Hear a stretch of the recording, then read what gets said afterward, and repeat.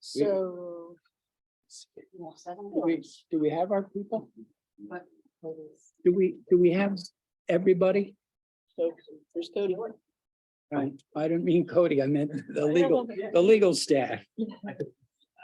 Yeah. Okay, 7 o'clock. Let's begin the meeting. Stand please for the pledge.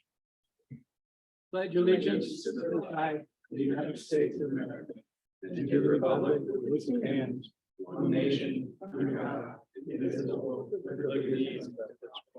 Please stay standing, David. Guys, I'd like to observe a moment of silence for the police, our first responders, and all those who serve in the military and all of those who go in harm's way so that we leave it a safe place.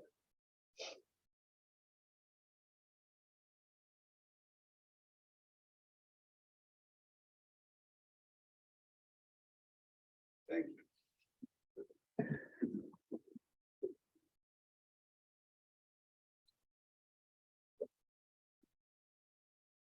The meeting is being recorded via Zoom. A recording will be uploaded later to the township's YouTube channel for viewing. If you're on Zoom, please raise your hand. We'll get to you after board comments and comments from people in the room. I should announce that we met in executive session tonight and also back on March 1st. In order to discuss legal matters, legal and personnel. We are losing Bill Chrisman. I'm very sorry to announce, but he's gone to a better place, Harrisburg. And we're very pleased to welcome Mark Thompson, who is here tonight. So Mark will be the solicitor and filling big shoes. Thank you, John. I will say I'll be with you at your next meeting. So I've got one more. All right, well, we'll do this all again next time. Sounds good. Anyway, that was a big part of the executive session. We've got a public hearing tonight. Bill, are you ready? I am ready. Thank you. So as the chairman mentioned, this is a public hearing this evening. It is a proposed zoning ordinance amendment that amends section 240-30.1 C1G of the zoning ordinance. That's a mouthful. But really what it does is amends some regulations relating to accessory buildings in a planned golf course development. As the board is aware, this has to do with a pending application before the township for Applebrook Golf Course. This zoning amendment would allow them to move forward with their plan and to do some improvements to their maintenance facilities located just down the street. So before we open it up for public comment on this ordinance amendment, I will introduce a few board exhibits. The first is exhibit B1. That is a copy of the draft ordinance. Exhibit B2 is the form of public notice of tonight's hearing. Exhibit B3 is the proof of publication of that public notice in the Daily Local News on February 17th and February 23rd, 2023. Exhibit B4 is a letter from the Chester County Planning Commission with their review of the ordinance, which I have to add is the cleanest review letter I've ever seen for a zoning ordinance amendment. And exhibit B5 is a memorandum of your zoning officer to the board stating that the Planning Commission voted 4-0 to recommend approval of the ordinance.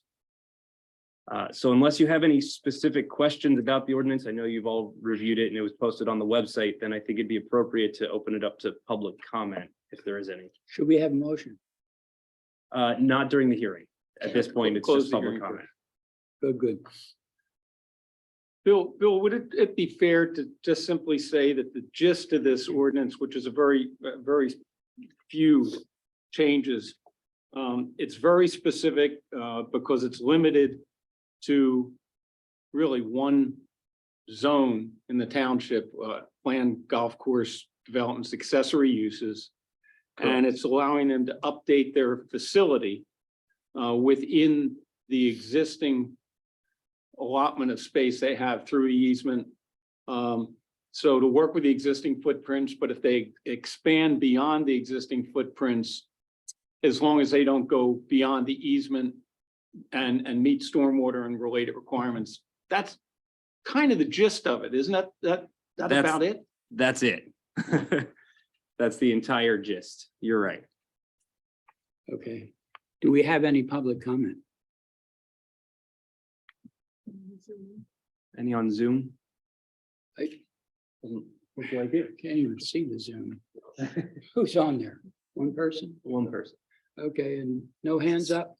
So seeing no public comment, Mr. Chairman, I recommend that you close the record and then someone could make a motion if they so choose. All right, the record is hereby closed.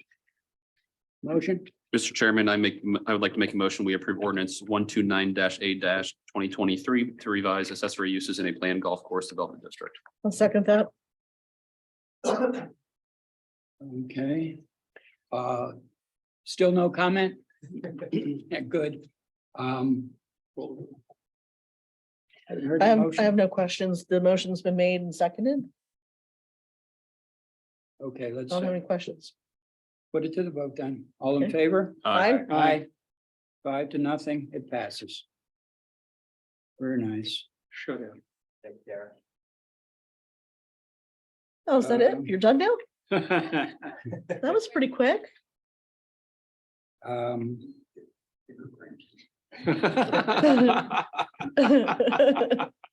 I guess we got to right to Thanks, nine. Kara. Thank you. emergency services reports, we have none. Financial report, none. Approval of minutes and the treasurer's report. None and none. Okay, Old business.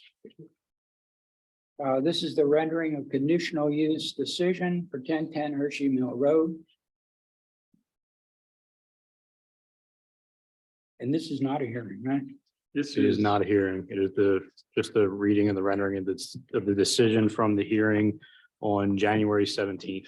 So I will toss this right over to Bill as well. Yep. So as the board knows, you held a conditional use hearing a few weeks ago.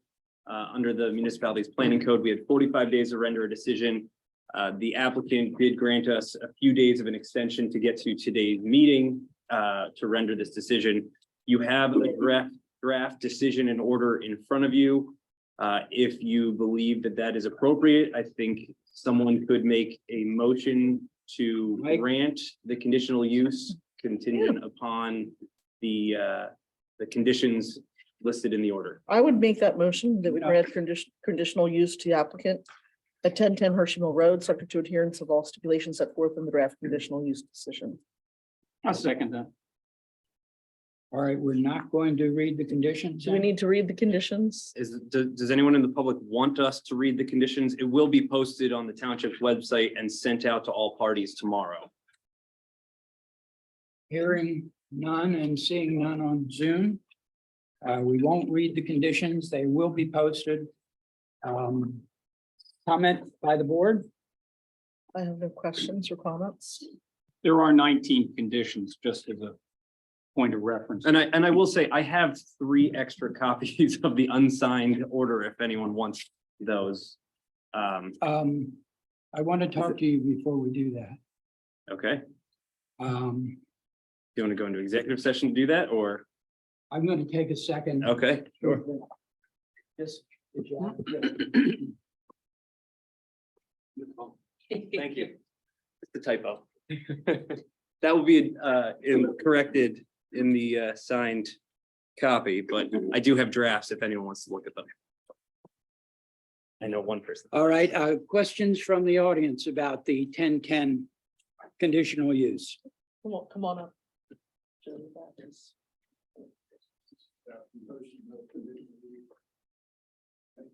Yes. I just have one question, and that's. Take your time, Joe. Get up to the microphone so people can hear you.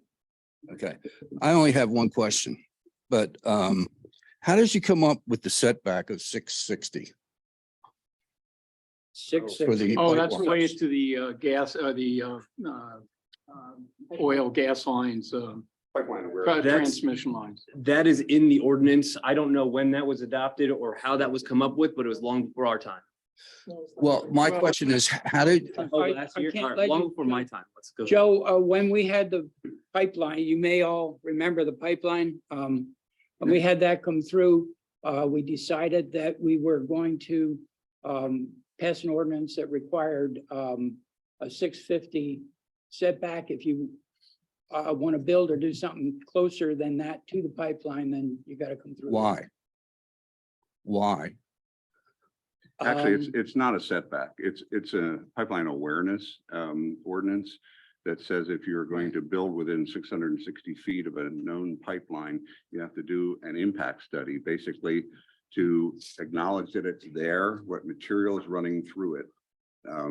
And You also have to get the pipeline company to send you something to say that there's no conflict, yeah, that and the development would the have no pipeline will conflict. do it. Yeah, no but how did impact. you, see, the reason why I asked this was one time it came up and somebody in the code said this was a compatible compromise. Now, how is that a compatible compromise? No idea. Anything I've ever read on a pipeline or known about a pipeline is you have about a 1,400-foot area of occurrence. There was robust discussion about what, what that 660 feet, I think that 650 feet, I might be mistaken, but I think it's a FEMA number, and the pipeline committee task force actually, initially, there was a lot of debate in the pipeline task force, and ultimately the board settled on the 660 from an impact study notification. It's not a setback. And we also looked at the number of existing buildable properties would be impacted. And, first of all, the impact zones are confidential. None of the oil companies or pipeline companies will share those numbers with us. Some have said that some of the impact zones are as far as 3,000 feet. And if you do 3,000 feet on both sides of a pipeline, everything that's done forever in the township would have to have an impact study. And we didn't want to put that burden on anyone who was submitting a subdivision and land development application. So Well, the only, ultimately, the board decided on 660. To answer your question, there was a board decision after robust discussion. And it well, was the from only planning problem I commission. can find with that Yeah. is that most of the oil companies, most of the gas companies, most of the pipeline companies have that 1,400-foot, shall we say, impact area. Okay. If there is an occurrence on it, that includes one pipeline. So let's just theoretically say that it goes to 1,400 feet. Do you know what the impact of the 1,400 feet is? So I have a question. This discussion has to be relevant to the. This is the relevant. current. You're saying no, that you're putting housing within 660 feet of the pipeline. Yes, and our ordinance allows that, and we can't change that. I at know this the time. ordinance allows it, but the Right. point is that if you have an occurrence and Sunoco comes out and you have a study and there was a problem and they said, well, look, we told you it was 1,400 feet. And we said, well, we thought we put 660 feet. You might have a problem with sovereign immunity. We have never seen an impact zone given to us by Energy Transfer Partners. Well, I'll tell you what. Let me jump on that. David was the liaison for the board and is with the pipeline committee. And they did a task force, I should say. They did a heck of a job. When he says Sunoco and the other pipeline companies wouldn't tell us 1,400 feet, 1 foot or anything else, that's an understatement. Mhm. They wouldn't tell us Anything. squat about any safety Well, violation or the anything pipeline like that, companies by law because they didn't want have to to be send your on the record. Joe, EMS I wouldn't people. argue with you that if we have a rupture and ignition of an NGL pipeline, 660 feet isn't going to matter, right? But right now, we're already all built out with those pipelines in the ground. So Mhm. that's a fait accompli, right? So the importance of this is many people bought houses or will build houses in the township, not even knowing there's a pipeline there. I'm sure a lot of people in Bowtree didn't know that that pipeline was running down 352 next to their properties. And so the attempt here by the board is to at least have people aware that there's a pipeline running within 660 feet of their property. So when they buy a house, they know it's there. And it gives the board an opportunity to provide input on egress and ingress on saldo applications and so on. So, we cannot, if you're suggesting we should not approve this subdivision because it has a pipeline running next to it, we can't do that. There's no restriction in the ordinance. They're complying with all of the ordinances of the. Well, let's just say that everybody that's been there before, and I knew there was a pipeline, and I'm in Bowtree, okay, but it was a petroleum pipeline, not a gas pipeline, liquid gas. You speak into the microphone, people can't hear you. Which is why in the impact study, we asked them to tell what materials are in those pipelines. Okay, well, That's they're aware of a that. big difference. Did you ever ask your EMS people that went to Texas A&M what the impact area would be? Yeah, not only did we do that, we had a citizens funded study that determined that the blast zone could be as high as 3,000 feet. So, I mean, that's just the reality. So, I mean, And you don't find any problem with that? well, yeah, it's a huge problem, but what are you suggesting we do here? This is also a petroleum pipeline. This is not an NGL. Yes, this Well, pipeline see, is there's a not problem. When they take that area, they're talking about one pipeline. There's 6 on 352. So if one goes, you think only one's going to go? No, and we know that, but that's not where this development's going in. So the discussion needs to be germane to this development. So what are you suggesting for this development? Well, I'm saying, how did you come up with the 660? Let's say somebody wants to put in something 500 feet now. Would you approve it? No impact. Because we have homes that are less than 100 feet from a pipeline. So where are you going to draw the line? What happens when somebody goes for approval? You're going to think about it? You're going to stick to the 660? Well, What? the ordinance explains what is done in those situations. The board doesn't have discretion to do more than their ordinance allows them to do. So if they want to change that 660 and change more than just requiring an impact study, then they need to do that by changing their ordinance, and that can't be done for this application. If the board wants to consider that, they can, but I know that there was a lot of time and effort put into what is in there right now.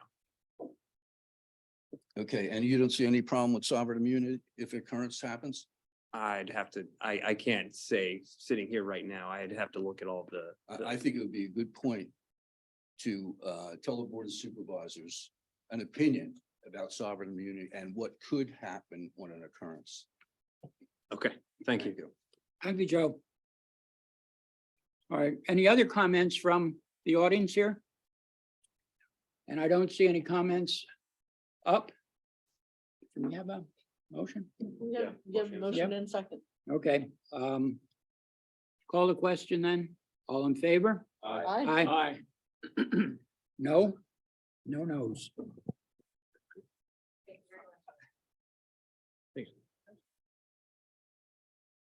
See you later.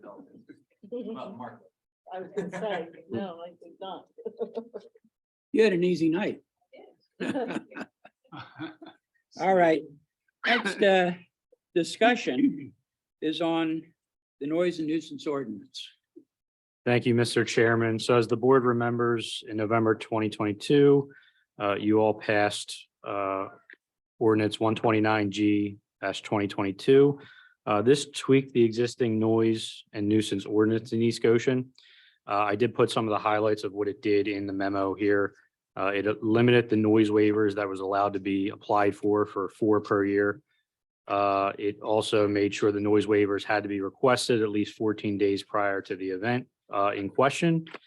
added a few words such as toxic chemicals to the nuisance and health hazard section. And also lastly, tweak some of the decibel levels, increase them by 5 in one of the sections. So at the November 15th meeting, there was residents that had concerns on those various subjects in addition to a few others. And I think the board agreed that they would bring it up after the new year to take a look again at all the pertinent issues regarding this noise and nuisance ordinance and whether or not the board wanted to change anything at that time. As I also state in the memo, I've had some conversations individually with board members, and what I've heard is written down in this memo, but this is no motion on the table for anything right now. The board can make a motion if they want to go ahead with an advertisement for a change, or they can mull more discussion. But as of right now, it is an open board discussion, Mr. Chairman. Thank you. Thank you, Derek. In short, backed by popular demand, we have the noise ordinance. Comments from the board?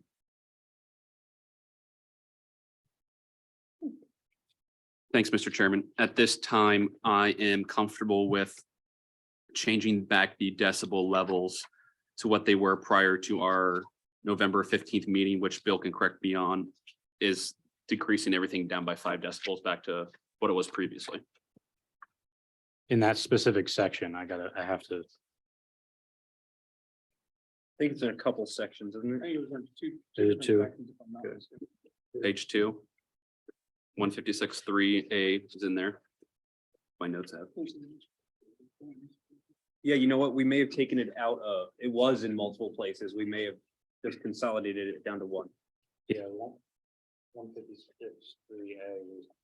Sorry, 156.3A was the big one. Yep, that's where I'm Yeah. comfortable with returning those to what they were previously in our. So that would just be 60, 50, 65, 60, and 70.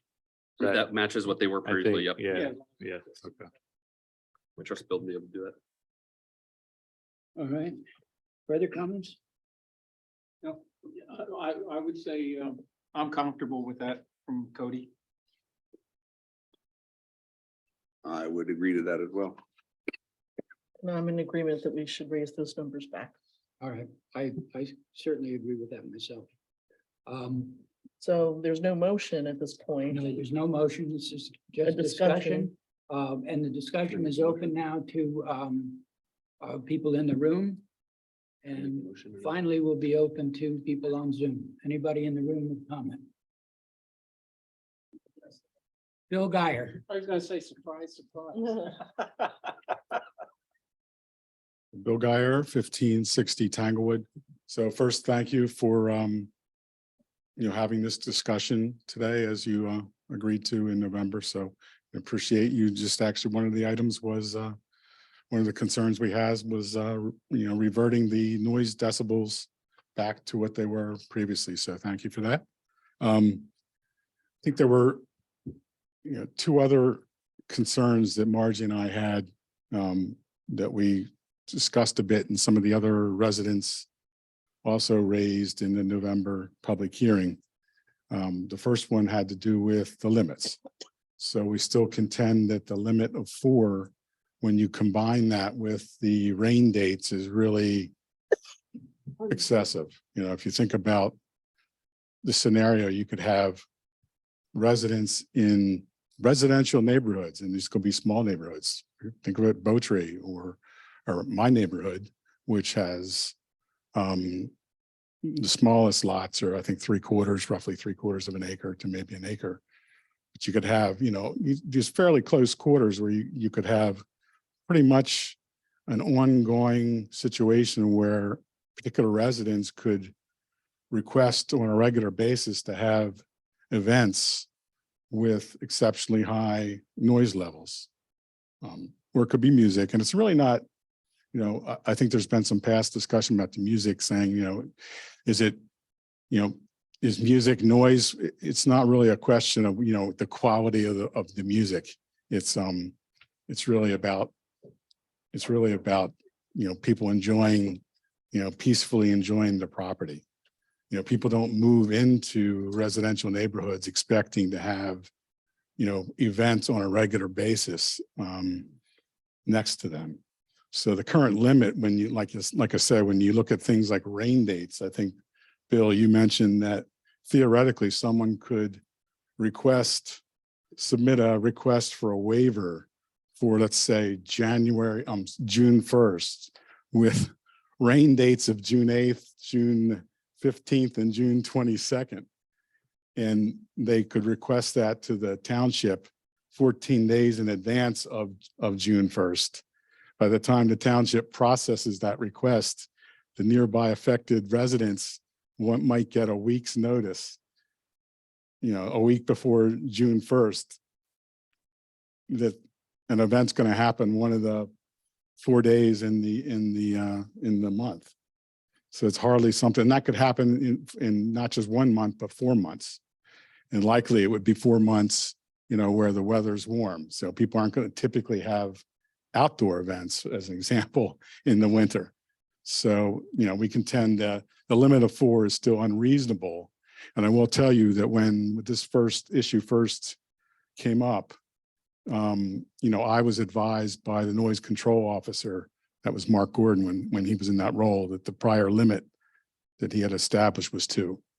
So, there's been, to my knowledge, there's been no resident, and Margie and I have been to pretty much every single board session that was held last year where the noise ordinance was discussed.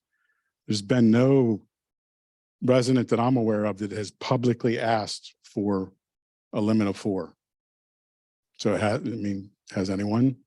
Has there been a resident that asked for 4? In the past, Bill, we had determined that in one pre-COVID year, there were 7 or 8. There was a question whether it was 7 or whether there was 8. So if I can stop you there, John, you talking about my neighbor? Yeah. Yeah, they were not permits. That was before it was escalated to the township. So there were no permits issued for that. Well, So there was no precedent set, with the permits. okay, well, I wasn't aware of that, but they still had 7 or 8 occasions where they did it. Michelle wanted 2. David and Mike were in favor of 7 or 8. And Cody and I came down in the middle, and we've taken more criticism than anybody else because we compromised. John, I want to correct you. I ever suggested 7 or 8. I don't think you did either. I think you wanted it to remain open, is my recollection, and you didn't want to put a limit on it. Are you in favor of a limit now? I'm in favor of the current parameter that we set at 4. I think that establishes a good, baseline. As far as rain dates, I'm not persuaded that that's a major impact, but the 4, I'm still supportive of 4. Okay, well, I stand corrected then. The only point I wanted to make to everyone is that this ordinance hasn't been tested yet. This is a relatively new ordinance, and as Bill says, it's summertime when people actually push it and do these backyard concerts or parties or whatever they are. I would like to see us wait and see by the end of the summer how this ordinance relates to the number of occasions, how it performs, yes. And we can always take it up again if we think it's too many, too few, whatever. But we hear you.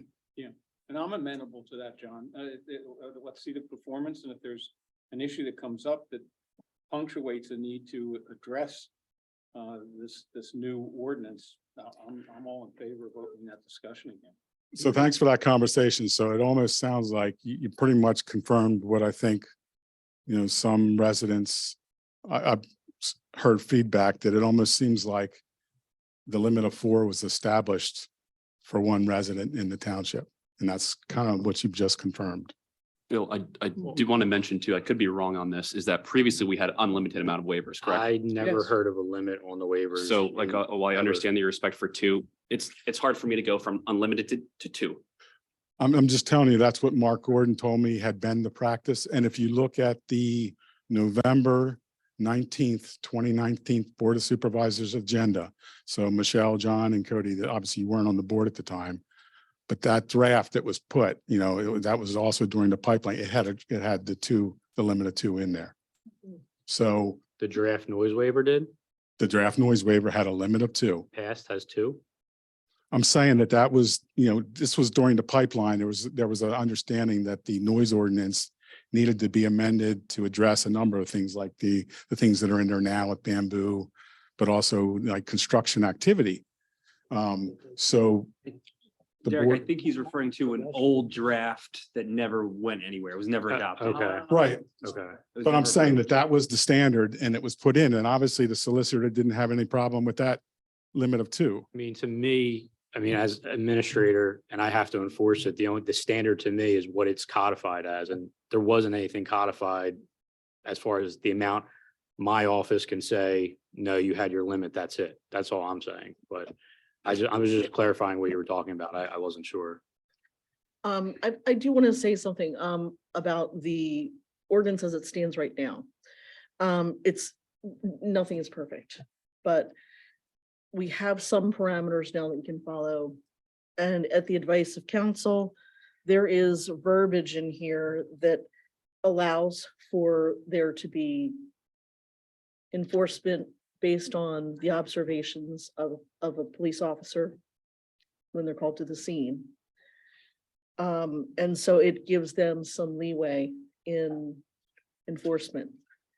It allows them as well to let the person that has violated this noise ordinance to be aware that any more infractions, there will be escalating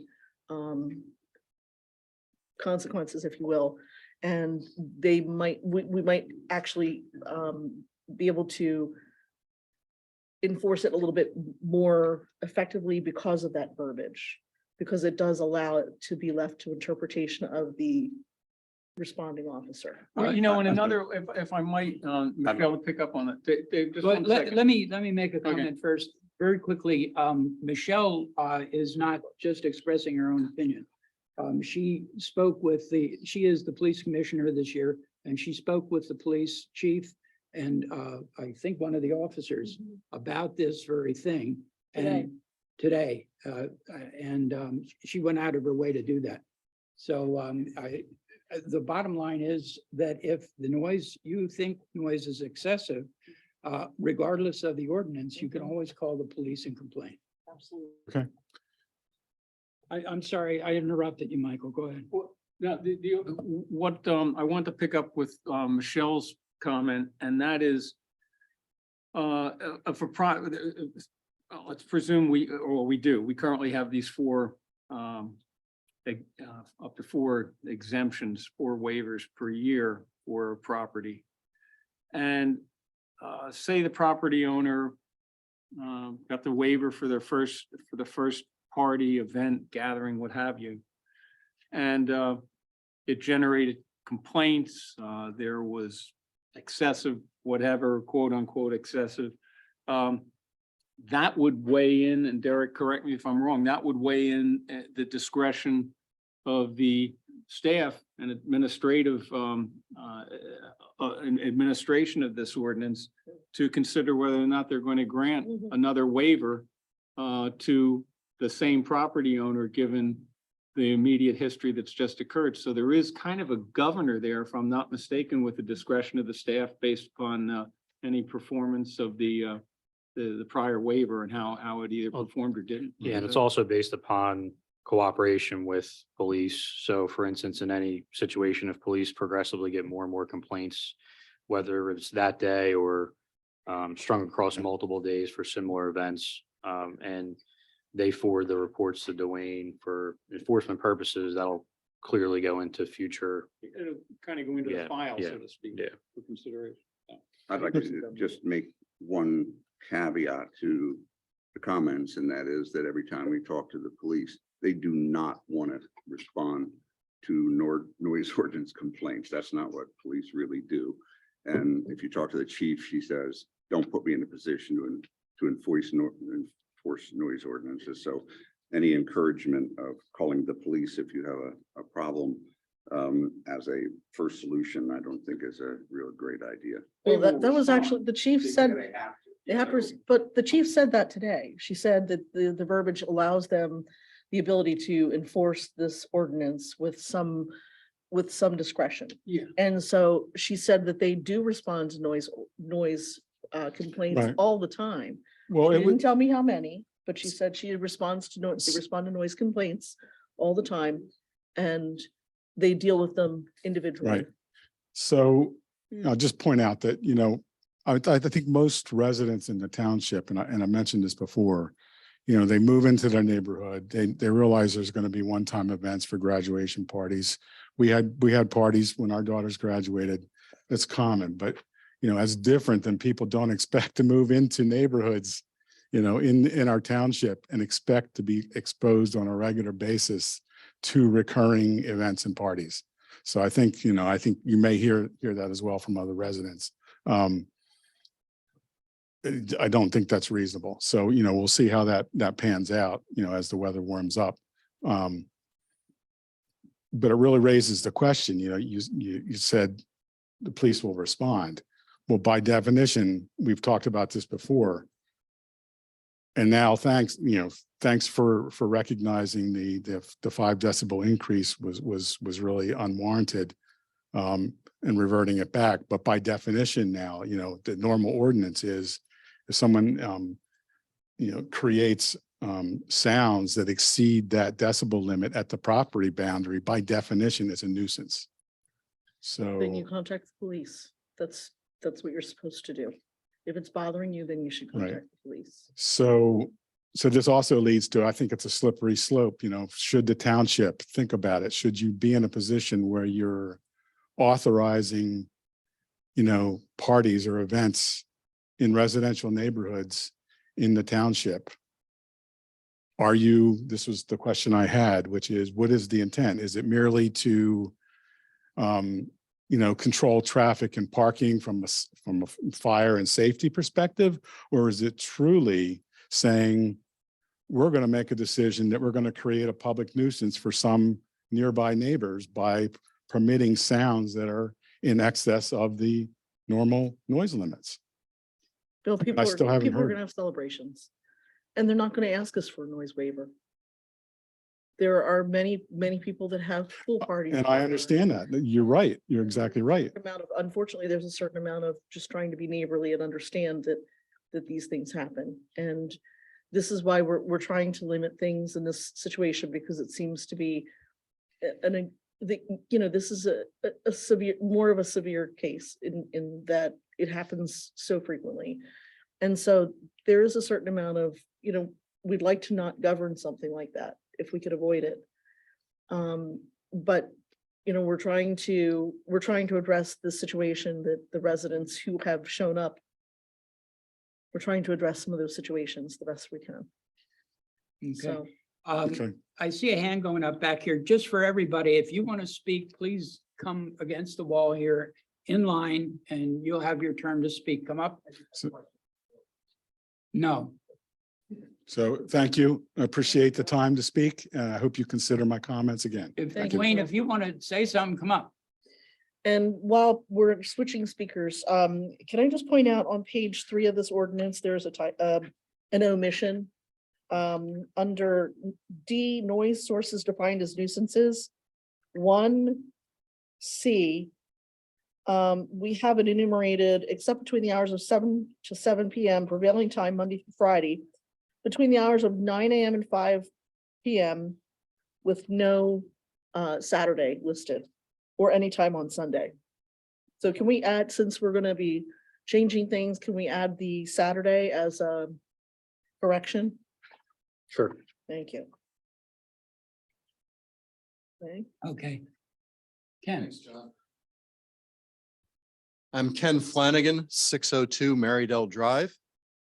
What I'm here to talk about is quality of life. And when we talk about noise and noise ordinances, we're really talking about quality of life in the township here. What I'm going to be advocating are some enhancements to the noise ordinance that I believe would improve or clarify where the boundaries are on this. Now, we've already talked about the ambient noise that's been lowered down to that level. That's great, good.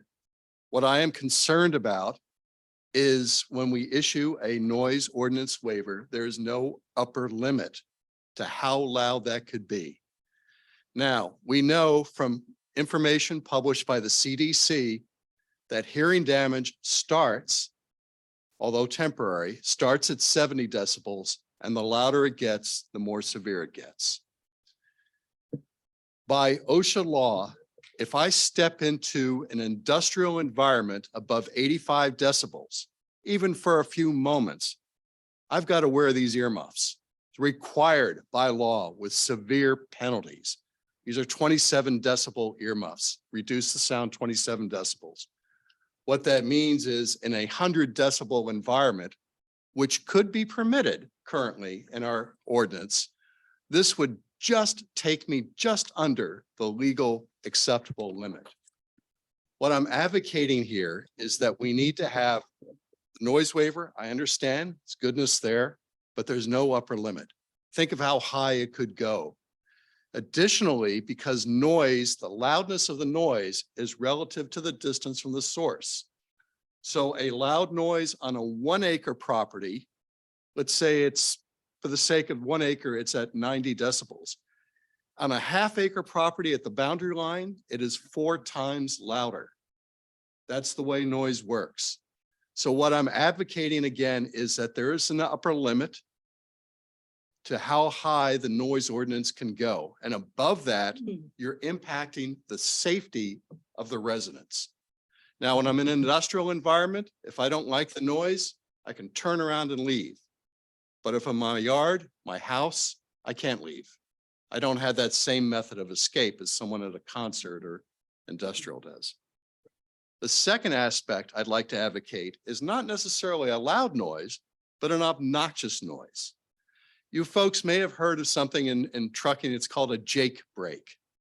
And if you don't know what a Jake brake is, you have certainly heard one. It is those trucks as they come to a stop sound like a jackhammer. Boop, boop, boop, boop.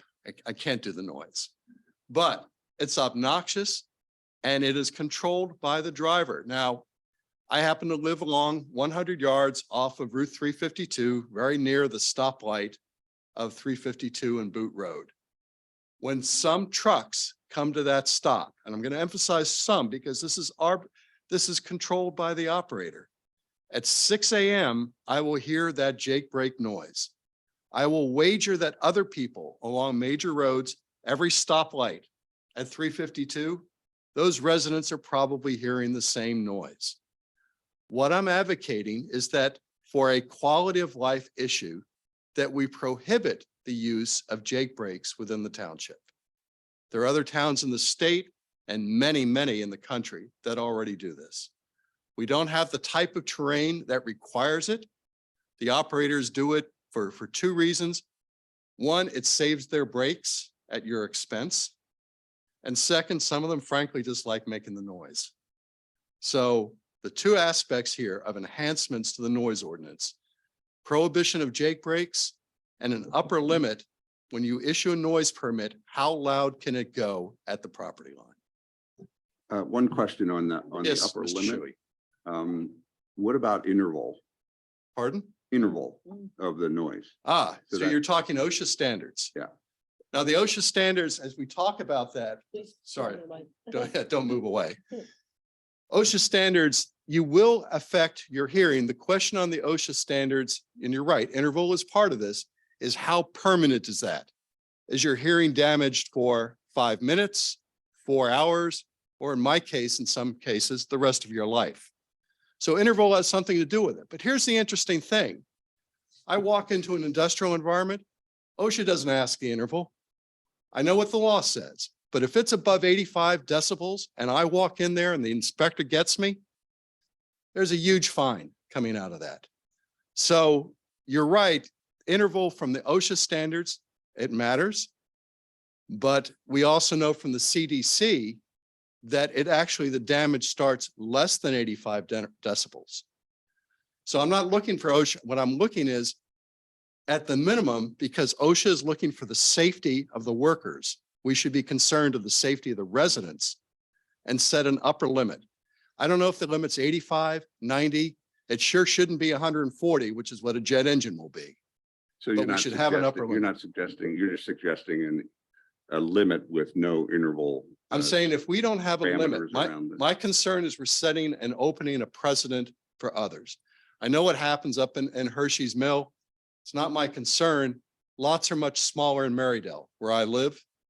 We haven't had this problem, but it's easily foreseeable that another neighborhood of ours will at some point.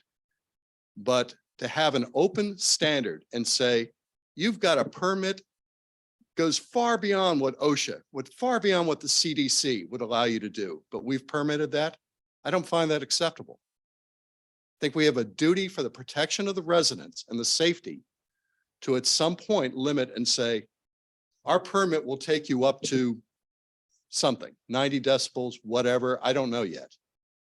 But it can't go above that. Okay, Right now, you're open-ended. okay. Good comments. Thank you. Or thank you. Thank you, Ken. Ken. Thank you. During the pipeline hearings, we could have used those earmuffs. Well, sorry. That's a prime example why we have to be proactive and looking forward, because a lot of this came from the pipeline and the vulnerabilities we saw as that came through. Yep. Could happen again. Hi, good evening. Good evening, everyone. My name is Margaret Drake. I'm a 29-year resident of Taylor Avenue, 1131 Taylor Avenue. And the comment I wanted to share with the board was more about the frequency of these permits for a year. We talk a lot about allowing those to celebrate and allowing those to enjoy their property. I fortunately live in a neighborhood where I haven't had this problem, but it very well could come to where I live in almost 1 to 2 acres. I've had pool parties. I've never needed a permit because my little bit of music and my kids and my family, we don't need a permit. We're not generating that type of noise. But the level that these permits are permitting, which is at a high level and 4 per year, these are not for weddings. These are not for grad parties. These are for parties. This is creating a party environment in a neighborhood which is residential. And I would like you all to consider lowering it to 2. I understand it was unlimited, and possibly in the township, there hadn't been a problem with it because no one pushed the limit. But right now, 4 per year in a residential neighborhood, I find unacceptable. And if it was next to me on my near 2-acre property, I would have a concern. To be 2 on one side, 4 on the other, 2 across the street and 4 behind me. That would really change my quality of life. And I would like the members of this board to consider that. And I appreciate your time. Do you have any questions for me? No, thank you. Thank you. Great comments. Bill, may I ask a question of you as this gentleman comes up? And directed to Derek as well. 2 waivers, 4 waivers, irrespective. When a waiver would be granted, isn't it implicit or could be explicit on the waiver to say you enjoy your event and here are the decibel levels to you're required to Then I don't. adhere to? Then I don't understand the need for a noise waiver because I guess my point is the noise waiver is a waiver from adhering to the decimal levels. Well, all right, that's an interesting comment So are you because looking at this as like a tiered sort of system where everyone has to abide by what's in the ordinance, but if you get a waiver, you can go a little bit higher, but not too high? well, Is I guess that's it. Maybe I was missing some of the point. In other words, that to take it to the extreme, if someone had a music event and they have they get a waiver and they can have, instead of Joni Mitchell, they'll have AC/DC. I guess Well, that's. let's go through what's going to happen. I'm just trying to but- figure out how to manage the Mhm. waivers, whether But- it's 2, whether it's 4, whether it's 6, whatever it is, Mhm. so that it is, the event does not become, a major situation, that there's some fun, there's some frivolity, there's some noise, there's some additional activity with and noise generated, but not a unlimited ability to just, blow out the Marshall amps. I mean, I'm just trying to figure out then within these waivers, what kind of governor Well, let's- we may be able to Let- have. I'd really like to go through that exercise though, because this is what's going to happen. The police are going to go out there. They don't do the decibel readings. So if this is a Saturday, they're not going to do the decibel readings. They're going to enforce this under the Catch-all phrase. catch-all phrase, which is basically under any, reasonable human standard is I guess what I'm calling it. And they're going to give them a warning and hopefully they're going to lower it down. But I guess when we're talking decibel levels, 80, 85, how much is it at that time? If it's during the weekend and even if our code enforcement person's out there, they're not a registered person that's allowed to handle decibel readers, technically. You don't own one. And Dwayne has one, but it'd have to be calibrated. He would have to be certified in calibrating it. So we're getting into all these decibel levels, but from a practical standpoint, when the police go out there, they're going to say, if there was a complaint, they're going to say, we know you have a waiver, but it's been pretty noisy. You're going to have to turn it down. So we have to, I'll leave you to that discussion, but they're not going to be out there with a decibel reader. That's the issue. So what can we do? I mean, if you want to go so far as to have someone on call that the police can call to bring one, that gets very expensive and proving it is difficult and. Yes, it is. I That's think the the whole last point I'm time- making about this. Last time this happened in the township, someone had to come from New Jersey in order to do Right. that. So how long will it take them to get there? I mean, How much will it cost? we've had the And discussion, how much will it cost and who will pay the cost? right. The The complainant township would or pay the it. township No, or the the township person would pay who's. it. Again, I want to come back to the history in the township. The pipeline construction created an opportunity to call the developer, the construction entity, Energy Transfer, ETP, Sunoco, whomever, on the carpet because of and we had the opportunity because of the duration. They were in place and those rigs were going to keep going. And we had the opportunity to bring out experts to place meters and take readings and data for a week, 2 weeks, et cetera. And that's why we were able to take them to court. And even that it was still questionable. We got the benefit of the doubt from the DJ. It didn't go further. They decided not to appeal it. They could have appealed it. It may not have gone anywhere. That was one example. The only other example I'm aware of is between two property owners essentially, and which we're talking about these waivers. I don't know that I've heard, at least that have come to the board's attention over now my 7th year, that anything else has come before us with noise complaints about parties, events, commercial activities. And it just hasn't. And that's why I've said, and in the epistle I've sent out to a number of residents who have inquired to get my perspectives, why I'm nonplussed about this ordinance or any of these ordinances. And you can ask the solicitor who has experience in many municipalities. These ordinances are extremely difficult to enforce. Rarely do they go to the point of going to court. And if you go to court, you better have your data accurate and those decibel meters and the certification of the person that took them, the way they were done, better be accurate, because otherwise it won't go anywhere. The technicalities overwhelm the reality of what occurs when they do go to enforcement. Very rare. And most of the time, these have to do with individual situations between two property owners. That's just the reality of it.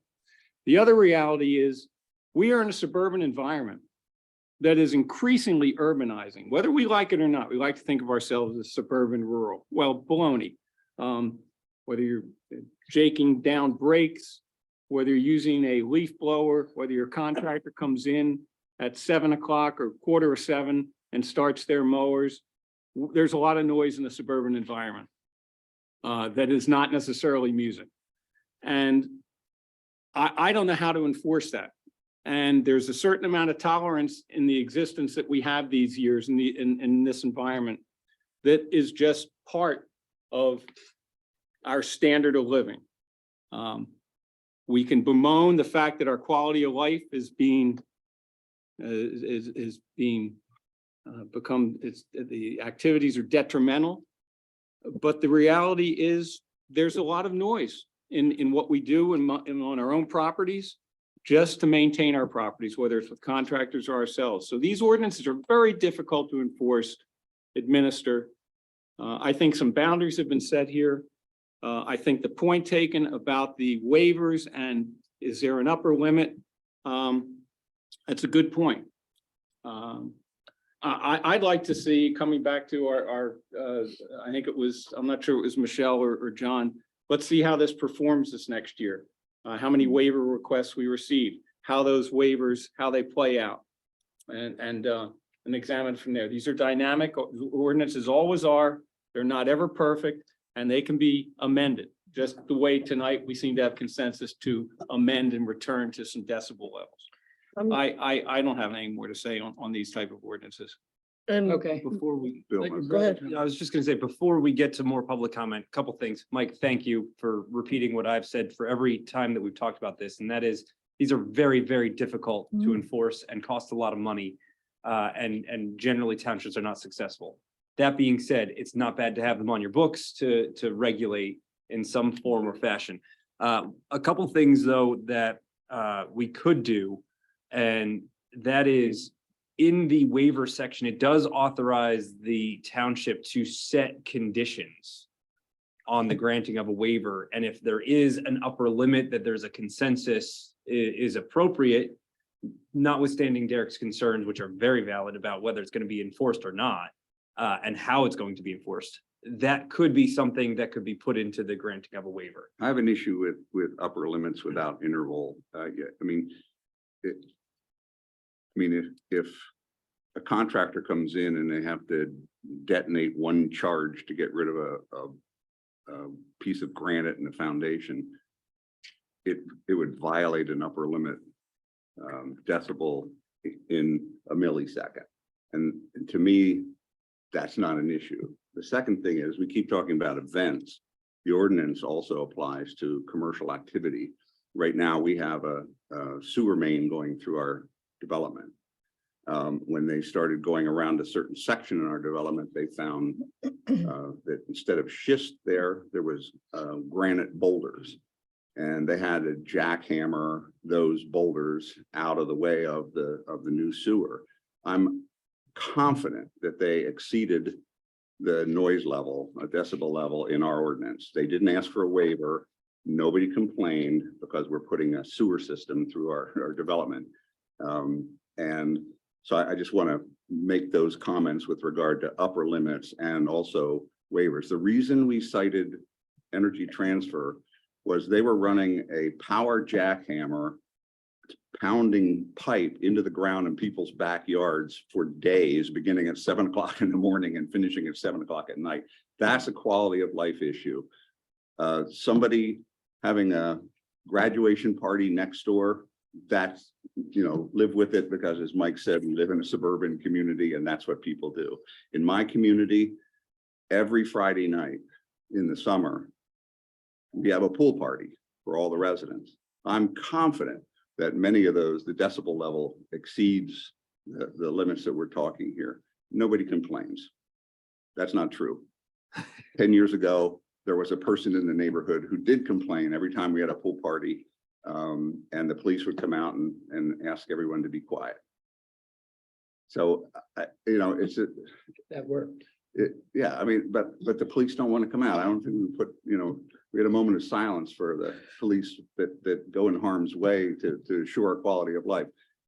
Driving to our house to enforce music news ordinance is not why I call the police. Right. And I know we discussed in my last point, I promise, I shouldn't promise that, but we did talk about during the hearing on this topic a few months ago that there is a difference between a public nuisance Mhm. and a private nuisance. Mhm. A public nuisance is that which affects the public. That's more than one or maybe two people. That's one that affects the township as a whole or a large segment of it. There's always the opportunity for someone, even if there is a waiver granted for some event, to file a private nuisance action against their neighbor. It's not pleasant, it's not nice, it's not fun, but if it doesn't rise to the level of being deemed a public nuisance by this board, there's always that ability for a property owner to do that, whether they have a waiver or not. And I'm gonna tag on to that and say, we actually delineated emergency services versus parties. And we did allow for emergency situations such as the construction of the sewer system as like you're experiencing. I was there. It was awful. It's terribly loud. But you know, if they had to blast through any of the rock, it's a lot less than a 15-second interval, which is actually the limits that are established within our own code. 156-3 establishing limits on noise, and it enumerates the sound, that is any sound which is static, fluctuating, or intermittent with recurrence greater than one time in any 15-second interval in such a manner to create a sound level that exceeds the limits set forth in the following table. So we actually do have, I knew that we did, we do have an established limit and interval set in the ordinance already. So we don't have to explore that any further. That's done. And that's not. That unreasonable. applies to impulsive sound as well. That's down in B2, Right. more than 20 decibels over the ambient sound level. Good evening. My name is Wayne Wilson, 570 Summit House. I'm here to support Bill. I just wanted to ask, John, you're the chairman. You. If you were at a party and it was obnoxiously loud, do you think the appearance of you being there is supporting that party? Would you think that you're encouraging? And if you knew that it was a problem for a neighbor, would you maybe say something or pull somebody aside and say, hey, listen, let's work with your neighbor. He's your neighbor. Well, Wayne, I would do the right thing. Okay. And the right thing is, please. Who knows? Well, One of the problems we have with this issue is that it's one neighbor and another neighbor, and they're both good people, very good people. Sure. And we are not an adjudicatory body. We are not a judge and jury. We are trying to do the best we can as regular citizens here for the township. So if there's. I interrupted you. Go ahead. If there's a permit or a waiver that's applied for, and you continue to hear when that's granted, you continue to hear the same thing. This is just outrageous and it's really obnoxious. At what point can you say to when the permit is applied for or the waiver is applied, can you say, you know what, we're gonna hold off on this one. We're not gonna approve this one because you need to work with your neighbor a little bit. You need to make some kind of concession with them. Well, fortunately for me, I have Derek and I have Bill and soon Mark to help me make those decisions. I probably would back off on the noise, but I'm a quiet guy. Right. At the same time, I don't think anybody on this board wants to start telling people how to run their lives. And sometimes it gets close to doing that. And we start to tell them what they can do in their own backyard. I don't like that kind of government. I don't want to be that kind of government. And I appreciate that. If tensions are rising and continuing, if there's a lot of contention, if you continue to attend these events, that would look and appear as if it's encouraging or you're siding with someone or you're supporting what they're doing, kind of like in your face to somebody else because you're having fun or he doesn't like this, he doesn't like that. But again, with the permits, I mean, are there any Are there any, what's the process of getting a permit? Could I just call up and say, I need a permit? I'm gonna make some noise? Yeah. And then you just say, okay, he's got a permit. It's not that easy, Derek. Derek, Yeah, you it'll go to our zoning officer and director of code enforcement. He'll get the details of the event. You know, if there's a tent involved, if there's gonna be a fire pit, if, you know, what kind of noise, is it acoustic, is it amplified? So he'll get all that information. Ultimately, it's up to me to sign off on it. With conditions. With conditions, yeah. So to answer your question, if I'm looking at it, I kind of go back to Bill's point of a private versus public nuisance. I get your point, but I'm also not going to just take one property into, like, I'm gonna evaluate it in its entirety of the neighborhood. And if there's been complaints, if there's been numerous complaints, if there's been multiple neighbors, had the police had to go out there as their police reports. So it's not as simple as just saying, here's your permit, you're approved. And then particularly if it's the same person over and over again, you're gonna, you know, kind of know what it is at that point. Let me ask you this, if it wasn't a noise issue and it was a light and the lights were shining in somebody's window, and they're just, it's where they sit, and if that light's just constantly shining in the window, and that person says, this is a nuisance, this is a problem, I can't, this is where I live, and would you at that point say, well, can you adjust the lights, or can you put up a some kind of a screen or something? I mean, and we're talking about, obviously, we're talking about noise, but the same standard should apply with lights or some kind of, any kind of disturbance. I mean, it's, what can he do? So, So I can answer. Oh, well, first, it's unfortunate in this day and age that neighbors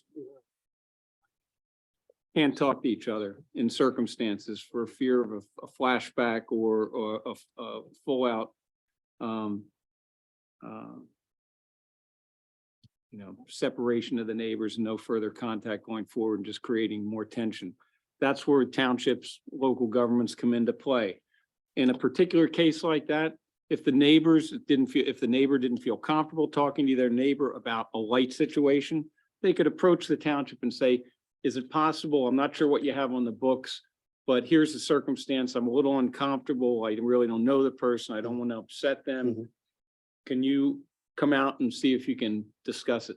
That's local government. You're able to come in and touch us. We may not have a perfect ordinance, but there's an opportunity to have an engagement there with a little bit of independent third party, i.e. the local government. So in that kind of a case, absolutely, whether we had something specifically on the books or somewhat softly on the books, it's irrespective, it's an opportunity that the township, the staff would at least engage the resident to say, seems like there's a situation here. Absolutely, those kind of things would occur. I'm not overstepping, am I?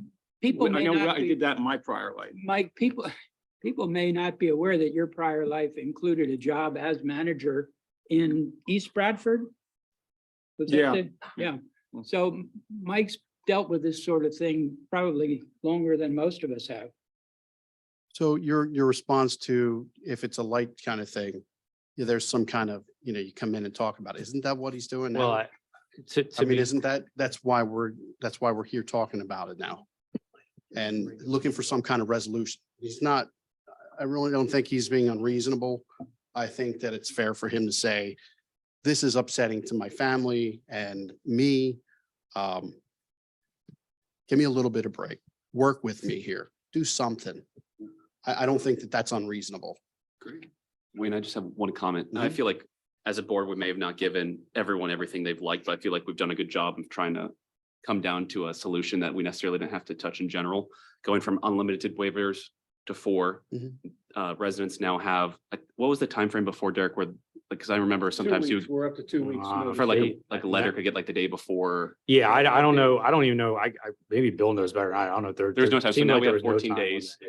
So like we're trying our best, and like some Yeah. of our board members said, we're willing to look at it again potentially after the summer to see. So to say, I'm not saying that you are, but to say that we haven't been accommodating or we haven't tried, I feel like as a board, we have done our best to accommodate and listen and hear. And, half of that, as we said in November, we'd come back here and I guess we said February, but now it's March, that we would take care of it, and we took care of it. And so we're willing to relook at it continually, just like we promised if it's an issue. So Well, I hope that you might consider some kind of provisions that if it is a continuous issue that, maybe the permits will be maybe more conditions will be placed. Thank you for your time. Thank you, Wayne. Thanks. I And can just I think clarify. the bill has done exactly that. He did try to get some resolution and he did come to us. And I think that's exactly what you've done. And you've tried to do that within the parameters of the ordinances. To pick up a little bit on what John said earlier, I remember my former place of work, and one of my elected officials at the time, one of the supervisors said, I forget what we were doing, maybe it was an annual review or something or the other. And he said to me, Mike, in local government, I don't judge the performance of the government, the local government, the township, or the manager with how much regulation and legislation they put forth that year. I consider it more with how little they had to put forth that year. And there are a lot of people that just don't want to be regulated. We hear it all the time. And so we try and balance that as well, because you do get into the situation of individual rights and how restrictive they can be. So there's a balance there that is not always perfectly met. We've had very few Solomon solutions that can work in local government. It's a give and take. It evolves over time, and you try and, as Cody said, we try and balance it the best we can and keep our ears and eyes open. And if enough changes need to be made down the road, we will continue to do that. That's the nature of, and the great thing about local government, you come in and talk to us about it. And I can come in when I'm off this board next year, and I can come in and talk to these guys about something No. inaccessible. Yeah, so that's the way it's going to be. But you can't do that very well at the school board. You can't do that very well at the county level. You can't do it very well at the state level, federal. We don't even have to talk about that. Nope. And where's a lot of money go to those entities? But here, I think, I hate to pontificate, but you got great services. It's not perfect, but you can come in and let us have it. Let us know your thoughts. And we are here to respond the best we can as a fellow resident. We just happen to be sitting up here for a couple of years. Thank you, Mike. Hi, I'm Margie Geyer, 1560 Tanglewood Drive. And when we were talking about the upper limits and the, decibels and how hard that is to enforce, then to your point about having less regulation, I would suggest, and to the gentleman's point about the OSHA regulations, I would suggest that under 156-4, exceptions to the noise limit, we strike item J that specifically says private events for a waiver under 156-7 has been granted. So it says, right now, our ordinance says, it can have conditions, but then Page 4. a little bit further down, it says, but if you get one of these pieces of paper, there are no limits. Doesn't say anything about like reasonability or any of that. And this was added when it got moved out of the zoning. So And I think that's a good point to look at. I mean, might as well just rip it out. If we can't have an upper limit, I'm good with that, but let's Well, I not don't wanna rip- advertise. It's like a doctor. I want an opinion first. We'll But- look but I at it. pointed That's a good out- point. But I pointed out that we did establish limits on the noise, and it's in the ordinance under 156-3, A, under 1. So it does specify what the limits are currently. It also then says, unless you have a waiver, then there's no limit. This It- is it killing says Bill it's like- Christman, It's because these it's two all this women are circular. practicing law very well. Yes. I find the whole thing very confusing. Not the It- bamboo. it- I know it is. exactly what to do about the bamboo. It is. Exactly precisely what I can and can't do, but this noise stuff, it's. I conditions and agree interpretations, 100%. and it's not gonna be him. It's gonna be him who hasn't heard. So. Thanks. Okay, where are we? Comment? Okay. Thank you, Margie. Hi, Mary Ann Lipton, 1680 East Strasburg Road. I'm here to talk about the noise, but not the concert. And you guys pretty much covered everything I was going to cover. Oh, good. I looked up the decibel levels and 70 is a hairdryer. Yep. Just so you know. For a But- dishwasher. For voice. I've had an issue in my neighborhood, probably about 3 acres, 4 acres away. And let me just demonstrate. So the concert's pretty good. This is what is going on here. You're gonna say at least the concert's somewhat melodic. Yeah.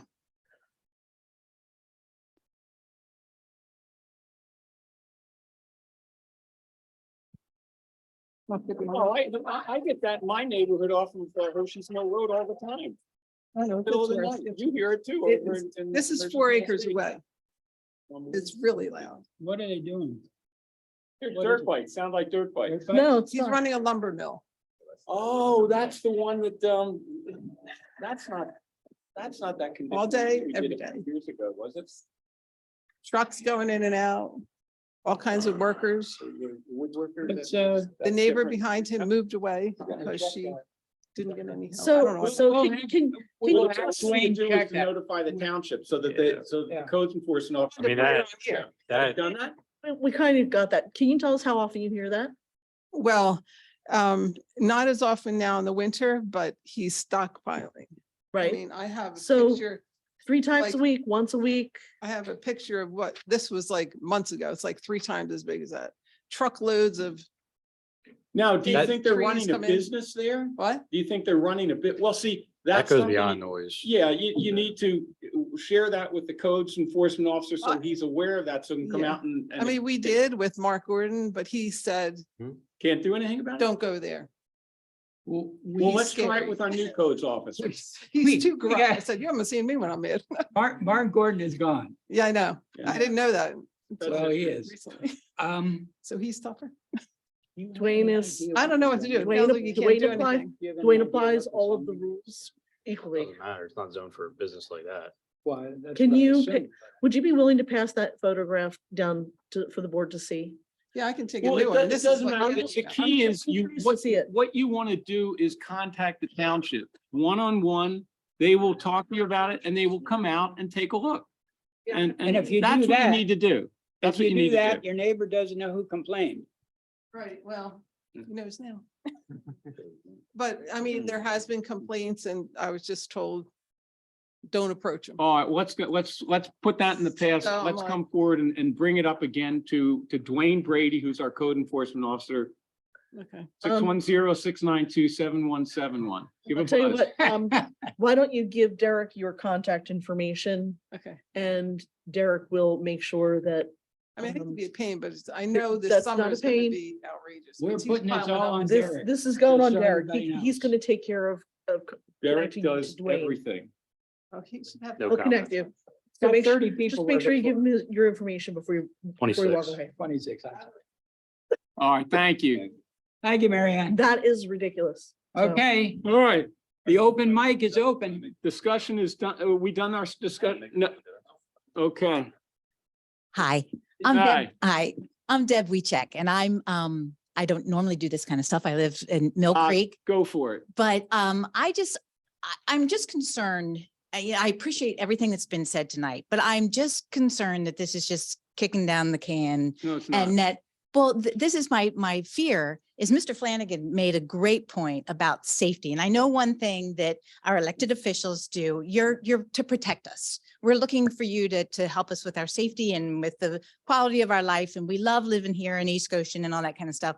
But not only do we not want to have concert venues in our neighborhood, we also don't want to have hearing loss. And we, some of us, they live on small acres, small plots. We have grandchildren and people that are coming that have delicate ears. And I just don't want this just to be, well, let's see how it goes this summer. And then we'll see how many complaints we get, because we don't say, let's let the kids play in the street and let's see if they get hit by cars.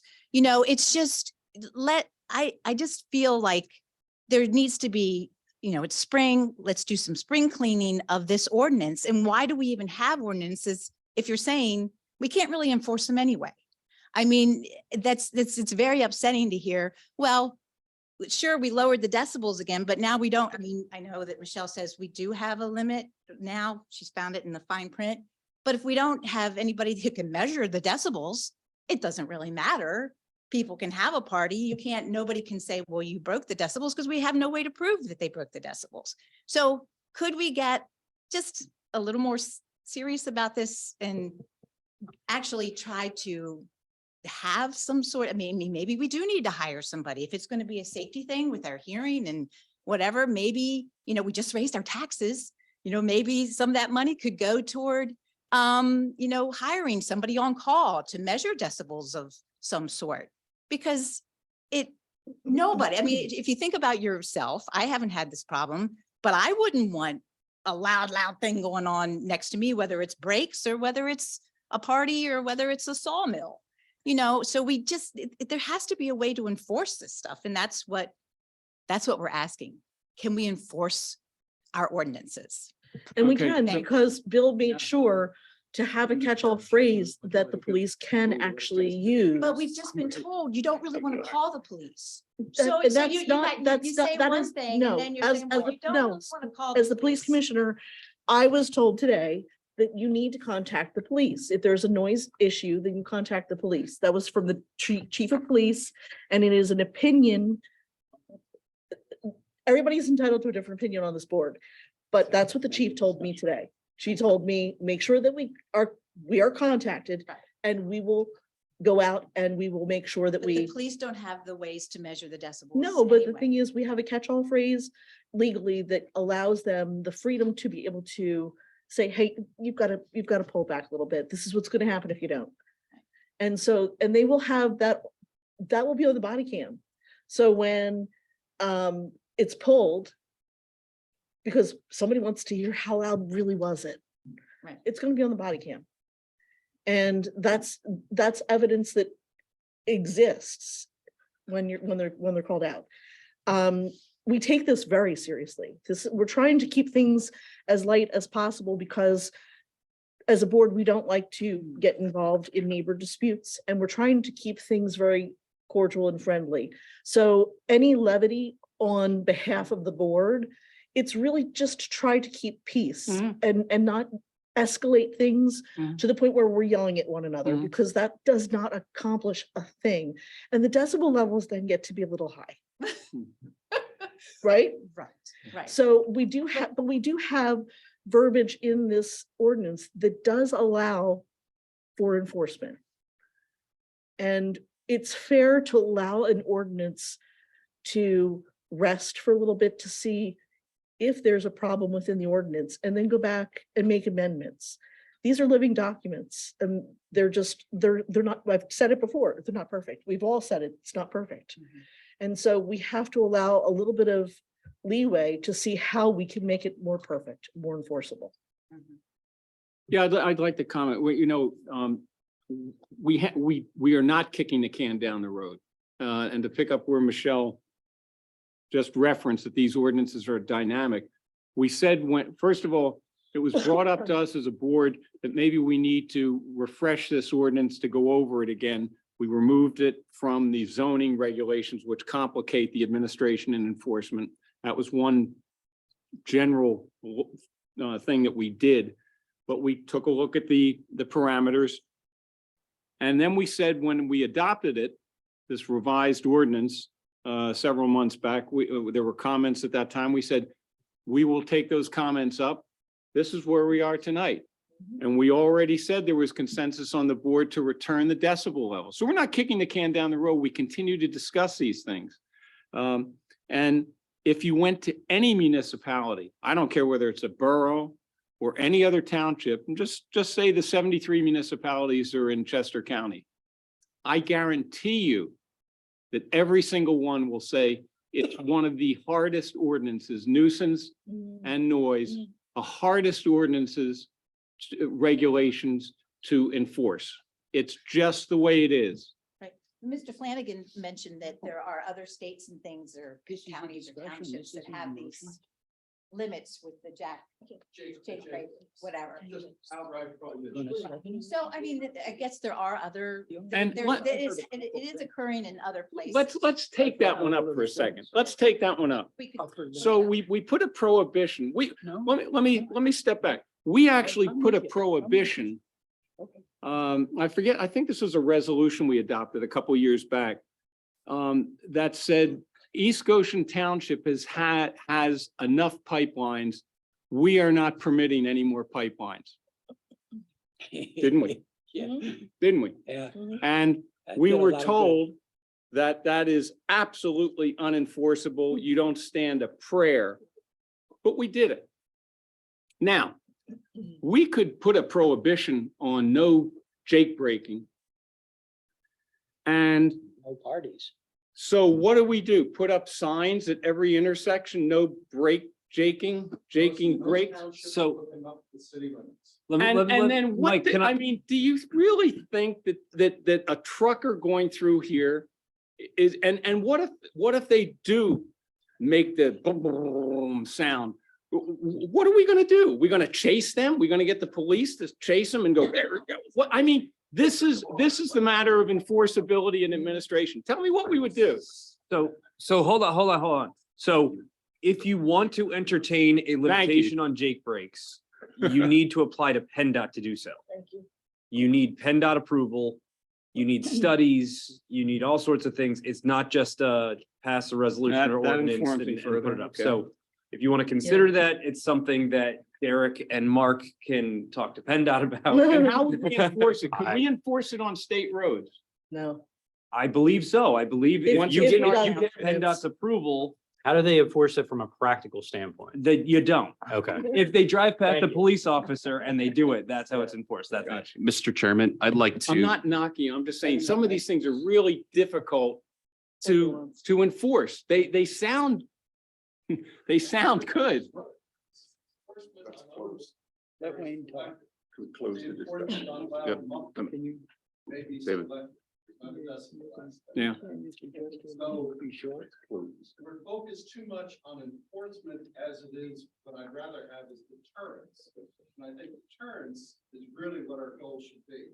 Not about how many tickets we can write or how many people we can bring in. But we close the loopholes and we focus toward deterrence. The signs themselves would probably be a deterrent.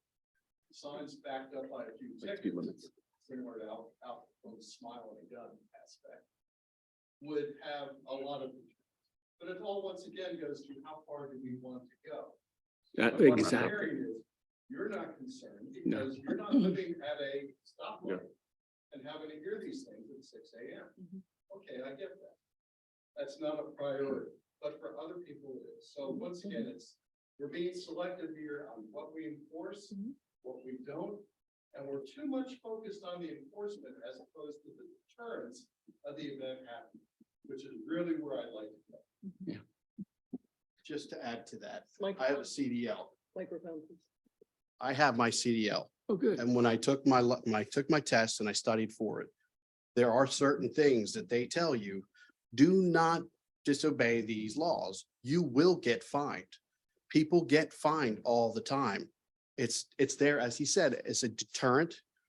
But also when you do it, a DUI driving a car is 0.08, right? Yep. 0.08. Yep, 0.08. When you have a CDL, it doesn't matter if you're riding a bicycle, You're out. it's 0.04. And you're done. So that just stops me from having more than a beer or a glass of wine when I'm out to dinner.